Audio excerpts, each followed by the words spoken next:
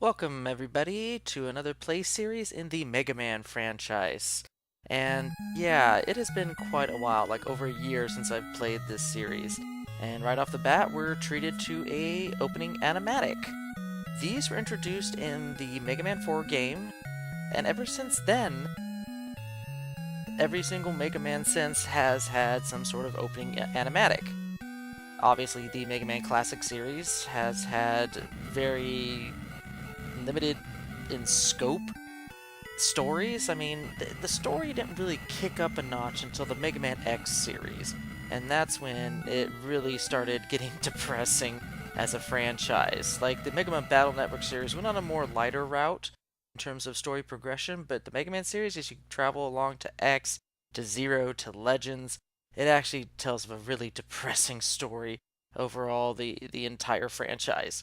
But yeah, the Mega Man series here is, the classic at least, is very lighthearted. And the first animatic ever in the classic series in Mega Man 4 basically just tells the overall gist of why Mega Man is the way he is and how he has become this fighting robot. And just in case you missed the previous three games, we have shattered Dr. Wily's plans, and now history is repeating itself, and we are now introduced to a new villain, which is going to be the gimmick pretty much of the next, what is it, like 3 or 4 Mega Man games, where another villain takes the place of Dr. Wily, if only temporarily. So by the time like game 5 or 6 comes out, it's like, Capcom, you're not really fooling anybody. But man, those graphics, riding that train, that was awesome. I mean, that completely floored me when I first played this game back in the 1980s, early 1990s. I forgot when I first played this game. But I do remember that I had got and purchased my copy, or rather my parents did for me, and I played the heck out of 3, 4, and I think I had 5. And those were like the 3 Mega... Oh, gosh, I gotta press start here. And maybe get to the stage... yeah, there we go, stage select screen. But yeah, I remember before we moved, I had a best friend who used to play these games with me all the time, and I loaned him Mega Man 4 because he liked playing it. And then he moved away and he never gave the game back to me, and I lost that game. But, but yeah, I'm glad that I have NES emulator. I can play these whenever I want now. But as you can see, here are a new lineup of characters, and I'm going to be using a 1d8 to figure out who my first battle is going to be against. This is going to be a rough game. Okay, so the 1d8 has landed on Drill Man, and if I recall, he was actually one of the harder ones when I was growing up to actually beat. So I'm kind of nervous that he's the first. So we'll see how well this goes.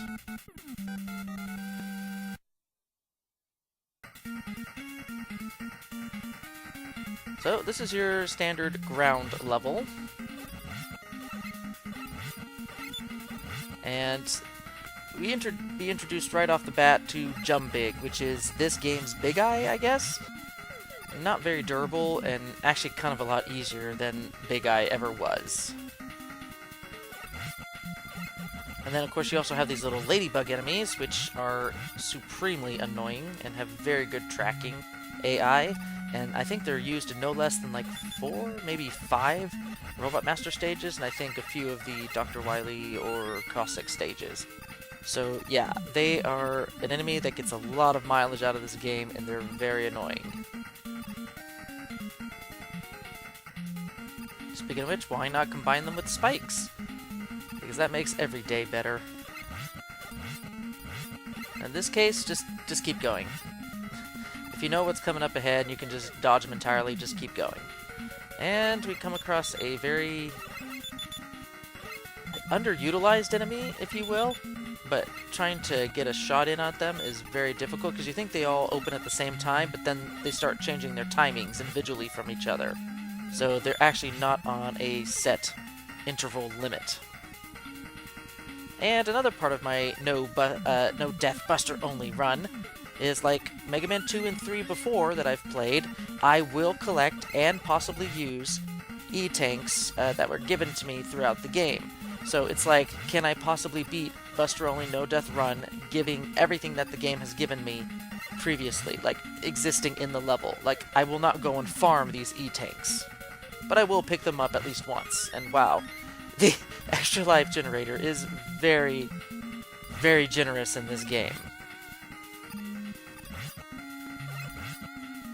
Okay, so these platforms that show up when you hit these switches, they're not there already. Like, if you try and jump and not hit that switch, you will fall into a bottomless pit, so you have to hit that switch to make these platforms literally materialize. And these rock droppers, they keep dropping rocks, and you can't really get around them unless you actively shoot the rocks out, and then they give you enough time to pass underneath them.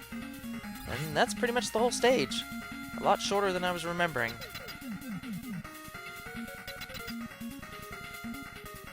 Okay, so Drillman is very difficult. Not because he's hard to figure out, like, it's very easy to see what he's doing. I'll let you know, but I'm counting in my head mentally up to 4 before I start moving. Okay, when he starts moving back and forth like this, and shooting crash bombs, or drill bombs, sorry, I'm already thinking of Crash Man because he's kind of similar. He'll shoot 4 in a row before he decides if he'll do it again or dive back down underneath the ground. And he's not being very friendly. He's deciding to go shoot me 4 times in a row. And trying to jump over his drill bombs as he's walking towards you, and then immediately trying to jump over him, and then jump over a drill bomb he's going to shoot behind him, that's kind of difficult. But once he moves into a direction, he will not stop, as you can see, until he hits a wall, and then reverses direction and goes back the other way. So at least you can count on him doing that. And you can count on him once he starts to do 4 bombs. So that's like 1, 2, 3, 4. See, like, dodging that and then jumping over him and then dodging again is, like, insanely difficult. Like, I have not mastered this at all. He is going to be a problem child in the 8 Robot Master rematch stage, like, for real. He will probably be one of my first ones I'm going to try and take down, and based on how well I do against him will dictate who I defeat next, just so I can get some energy. Because, I mean, when he's far away, he's easy to dodge those drill bombs, but when he gets closer to you and you need to jump over him, no. Oh, jeez. Yeah, I'm gonna need a lot of practice with this guy for the rematch stages, for sure. But 1 Robot Master down, and we are moving on to hopefully some of the easier ones. I mean, there's one more that I'm really, really worried about, but I'm gonna save him for a little later. Maybe for the last Robot Master. Who knows? But hey, we get the Rush Jet adapter, so that's cool.